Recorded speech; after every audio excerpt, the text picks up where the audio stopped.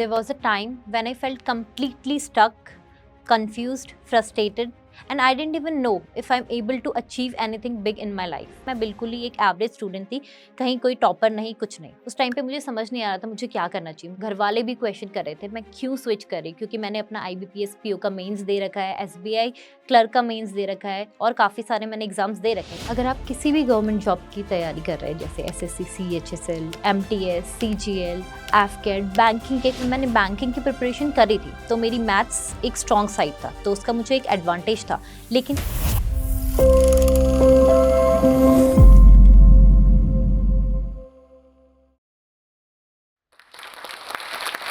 there was a time when I felt completely stuck, confused, frustrated, and I didn't even know if I'm able to achieve anything big in my life.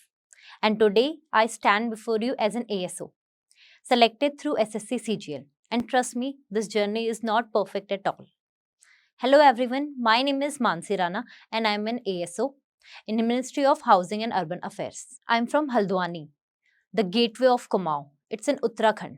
और मैं आप लोगों की तरह ही एक बिल्कुल ही middle class family से belong करती थी। My father was in army and mummy की बात करें शी इज़ अ हाउसवाइफ। मेरा एक छोटा भाई भी था। तो पढ़ाई की बात करें मैं हमेशा से एक एवरेज स्टूडेंट रही हूँ।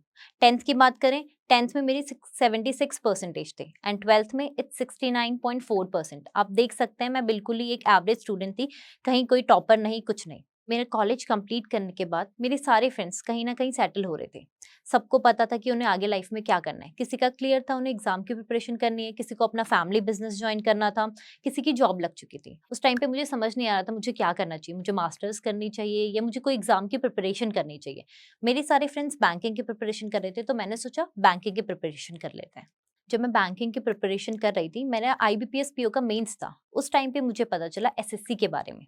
तब 35,000 वैकेंसीज SSC में आई थी और SSC टाइमली एग्जाम करा रहा था, रिजल्ट टाइमली आ रहे थे। तो मैंने सोचा कि मुझे SSC की प्रिपरेशन करनी चाहिए और मुझे बैंकिंग में इतना ज़्यादा इंटरेस्ट था नहीं और SSC की जॉब मुझे काफ़ी पसंद आई। तो मैंने सोचा मुझे SSC की प्रिपरेशन करनी चाहिए। जब मैंने बैंकिंग की प्रिपरेशन करी थी तो मेरी मैथ्स एक स्ट्रॉन्ग साइड था तो उसका मुझे एक एडवांटेज था। लेकिन मेरी जीके काफ़ी वीक थी तो मुझे जीके पे काम करना था और उस टाइम पे मुझे पता था कि मुझे 1-2 साल तक ही मेहनत करनी है और इसी में एग्ज़ाम क्लियर करना है, क्योंकि मैं ज़्यादा टाइम पढ़ाई में वेस्ट नहीं करना चाहती थी अपना। तो मैंने सोचा कि 1-2 साल मेरे पास हैं, इस टाइम पे मुझे अच्छे से प्रिपेयर करना है। सो उस टाइम पे मुझे ये क्लियर था कि अगर मुझे लाइफ में कुछ करना है so I have to make sacrifice. और आप सबको पता है कि आजकल के टाइम में कंपटीशन कितना ज़्यादा बढ़ चुका है। इवन SSC के एक MTS एक पोस्ट के लिए 50 to 60 लाख फॉर्म भरे जाते हैं, जिसमें से 4 to 5,000 लोगों का सिलेक्शन होता है और उसमें भी चांसेस हमारे 0.1% से भी कम हो जाते हैं। तो फिर आप सब देख सकते हैं कि कितना मुश्किल है, ठीक है? तो 1-2 साल तो प्रॉपर प्रिपरेशन को टाइम देना ही देना है। सो मुझे ये सारी चीज़ें समझ में आई और मुझे ऐसा लगा कि मुझे भी काफ़ी मेहनत करनी है। तो मैंने क्या करा, सबसे पहले डिस्ट्रैक्शन सबकी लाइफ में होते हैं, जैसे फ़ोन, सोशल मीडिया, ये सारे डिस्ट्रैक्शंस मेरी लाइफ में भी थे। तो मुझे पता था कि अगर 1-2 साल में एग्ज़ाम निकालना है तो ये सब डिस्ट्रैक्शन से दूर रहना पड़ेगा। तो उस टाइम पे मैंने फ़ोन, सोशल मीडिया सब कुछ, इंस्टाग्राम, व्हाट्सएप सब कुछ मैंने बंद कर दिया। इवन फ़ोन मैं चलाती ही नहीं थी, मैंने अपना फ़ोन अपने भाई को दे दिया था। कॉलिंग, कुछ भी चीज़ें, लोगों से कम इंटरैक्शन करने की कोशिश करी और अपना सारा टाइम मैंने पढ़ाई पे फ़ोकस करने की कोशिश करी। तो मैं सिर्फ़ लैपटॉप यूज़ करती थी और वो भी स्ट्रिक्टली सिर्फ़ पढ़ाई के लिए। और जो मैं कोर्स करना है, अगर जैसे मैंने किसी का सब्सक्रिप्शन ले रखा है, तो मुझे सिर्फ़ उसमें पढ़ाई का स्टडी मटीरियल पढ़ना है या फिर हमारे को और उसमें मुझे सिर्फ़ कोर्सेज़ कंप्लीट करना है। मैं सुबह 8 बजे से पढ़ाई शुरू कर देती थी। सुबह 8 से मेरा पहले स्टार्टिंग में तो मेरा रूटीन था सुबह 8 से मुझे शाम 8 या 9-10 बजे तक पढ़ना है और उसमें भी गैप लेना है और गैप में भी मेरे को बातें नहीं करनी है, लोगों से कम इंटरेक्शन करना है। मुझे वॉक पे जाना है, अपना माइंड फ्रेश करना है, उसके बाद वापस आके फिर से पढ़ाई करना शुरू कर देना है। बीच में लंच ब्रेक ये सब चीज़ें लेनी है, बाकी ज़्यादा ब्रेक्स नहीं। और सुबह से 8 बजे से शाम को 10 बजे तक पढ़ना ईज़ी नहीं है। उसमें आपको सब्जेक्ट्स चेंज करने पड़ेंगे, कभी आपको ऐसा लगेगा कि हम बोर हो रहे हैं काफ़ी, तो आप उस टाइम पे मॉक टेस्ट दे दीजिए। बहुत सारी चीज़ें उसमें आती हैं और मुझे उस टाइम पे एक चीज़ और रियलाइज़ हुई कि मुझे अपनी फैमिली पे डिपेंडेंट मैं नहीं रह सकती ज़्यादा टाइम तक। तो मैंने साथ-साथ ट्यूशन्स पढ़ाना भी शुरू करा। 2-3 बैच ट्यूशन्स भी मैंने पढ़ाए। तो सुबह 8 से दिन में 2 बजे तक मैं पढ़ाई करती थी। 2 बजे के बाद मैंने 2-3 बैच ट्यूशन पढ़ाए, उसके बाद मैं वापस अपना पढ़ाई करने आ जाती थी। मैं चाहती थी कि जितना भी मुझे टाइम मिला है, मैं ज़्यादा से ज़्यादा उस चीज़ को यूटिलाइज़ कर सकूँ, अपनी प्रिपरेशन के लिए। सो फर्स्ट चीज़ हमें यहाँ से ये सीखने को मिलती है कि हमें सैक्रिफाइस करना पड़ेगा। अगर हमें कुछ भी चीज़ लाइफ में अचीव करनी है इतने कॉम्पिटिशन के बाद, तो हमें सैक्रिफाइस करना पड़ेगा। एंड सेकंड चीज़, एक पॉजिटिव माइंडसेट रखना, क्योंकि आप जब प्रिपरेशन कर रहे हैं, काफ़ी लोग आपको बोलेंगे कि नहीं होगा तो क्या होगा। इवन फैमिली में भी जो रिलेटिव्स हैं वो सब पूछते हैं कि हुआ नहीं हुआ, आपकी बेटी इतने टाइम से क्या कर रही है। आपको उस टाइम पे लगेगा कि यार होगा या नहीं होगा, उस टाइम पे भी आपको सोचना है, एक पॉजिटिव माइंडसेट रखना है। ये सब चीज़ें होंगी। आपको कभी-कभी लोग आपसे सामने से आके क्वेश्चन पूछ रहे हैं और आपको बहुत लो फील हो रहा है, उस टाइम पे भी पढ़ाई करनी है हमें। ये सब चीज़ें, मोटिवेशन टेम्परेरी होती है, डिसिप्लिन परमानेंट होता है मेरे अकॉर्डिंग। तो कितनी भी प्रॉब्लम्स आए, उस टाइम पे भी कंसिस्टेंट रहना। ये कुछ-कुछ चीज़ें, कंसिस्टेंसी सेकंड पॉइंट होगा, जो मैं कहूँगी कि आपको ध्यान रखना है। ये थर्ड पॉइंट मान सकते हैं आप, मोटिवेशन, पॉजिटिव माइंडसेट और कंसिस्टेंसी। ये सब बहुत इंपॉर्टेंट है एक एग्जाम को क्लियर करने के लिए। मैंने प्रॉपर जीके पढ़ी, पूरी मेहनत करी, मैंने अपना फर्स्ट अटेम्प्ट दिया और उस टाइम पे वो मेरा क्लियर नहीं हो पाया, मैं कुछ मार्क्स से रह गई थी। और फैमिली में भी मम्मी-पापा सबको ऐसा लग रहा था कि फर्स्ट इसका इसका एग्जाम क्लियर नहीं हुआ है। उस टाइम पे मेरे फ्रेंड्स जिनका एग्जाम क्लियर नहीं हुआ, वो बहुत लो फील कर रहे थे। उन्होंने 1-1 महीना पढ़ाई नहीं करी, उनको बहुत ज़्यादा दुःख हो गया था। जब मेरा फर्स्ट अटेम्प्ट में क्लियर नहीं हुआ, at that time I feel like giving up. But उस टाइम पे भी मैं कंसिस्टेंटली पढ़ाई करती रही, क्योंकि मेरे सामने मेरा गोल था और मुझे मेहनत करनी थी। इस सब चीज़ों का टाइम नहीं था कि मुझे बुरा लग रहा है, ये सब चीज़ें सोचने का भी टाइम नहीं था मेरे पास। तो मैंने काफ़ी अच्छे से पढ़ाई करी अपनी, कंसिस्टेंटली अपनी पढ़ाई पे डेली मैंने टाइम दिया। ऐसा नहीं है कि मैं कोई डे स्किप कर रही हूँ, मुझे बुरा लग रहा है तो मैं घर पे बैठ जा रही हूँ, नहीं। मैंने कंसिस्टेंटली अपनी पढ़ाई करी और मैंने एट लास्ट अपना गोल अचीव करा और मुझे मेरी फर्स्ट प्रेफ़रेंस मिली एएसओ इन सीएसएस।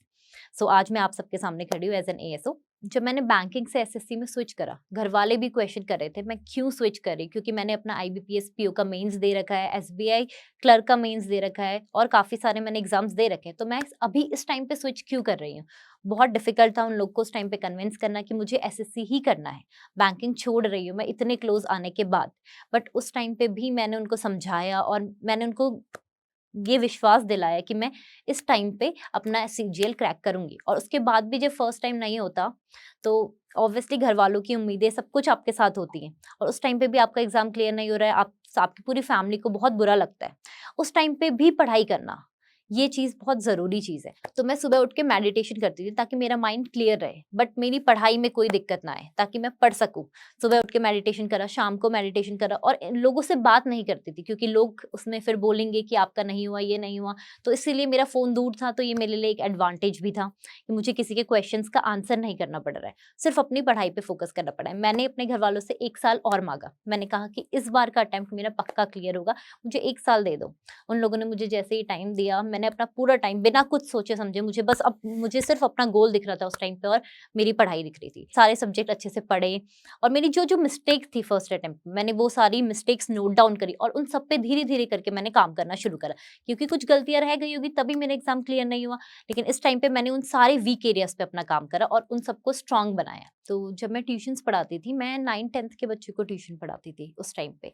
उनको पढ़ाने के साथ-साथ मेरे ट्रिग्नोमेट्री के काफ़ी फ़ॉर्मूले खुद के भी रिवाइज़ हो जाते थे और उनको भी मैं हेल्प करती थी और साथ-साथ मेरी भी हेल्प हो रही है। तो ट्यूशन पढ़ाना एक तरह से मेरे लिए एडवांटेज ही हुआ और इससे मैं अपने खर्चे भी निकाल लेती थी, ताकि मुझे किसी पे डिपेंडेंट ना रहना पड़े। आजकल के टाइम में लोग सैक्रिफाइस से डरते हैं, बट बिना सैक्रिफाइस करे इतने कॉम्पिटिशन में सिलेक्शन होना मुश्किल है। अब आप सोचिए, आपके साथ का एक सेम बंदा है, आप 10 लोग अगर प्रिपरेशन कर रहे हैं, सब 8 घंटे पढ़ेंगे तो उससे सिलेक्शन नहीं होगा, क्योंकि बहुत सारे लोग, आप जानते हैं कि 60 टू 70 लाख लोग फॉर्म भर रहे हैं, तो उसमें बहुत सारे लोग 7-8 घंटे पढ़ रहे हैं। हमें उनसे कुछ एक्स्ट्रा करना पड़ेगा, हर किसी से हमें एक्स्ट्रा करना पड़ेगा। अगर हमें 0.1% में आना है, तो हमें सैक्रिफाइस करने पड़ेंगे। मेरा एक छोटा भाई था और मैं उसकी बड़ी बहन थी, घर में सबसे बड़े बच्ची हूँ, तो फिर एक रिस्पॉन्सिबिलिटी मुझ पे ज़्यादा आ जाती है, क्योंकि मुझे देख के मेरा छोटा भाई सीखेगा, जो भी मैं करूँगी उसको देख के ही वो फॉलो करेगा।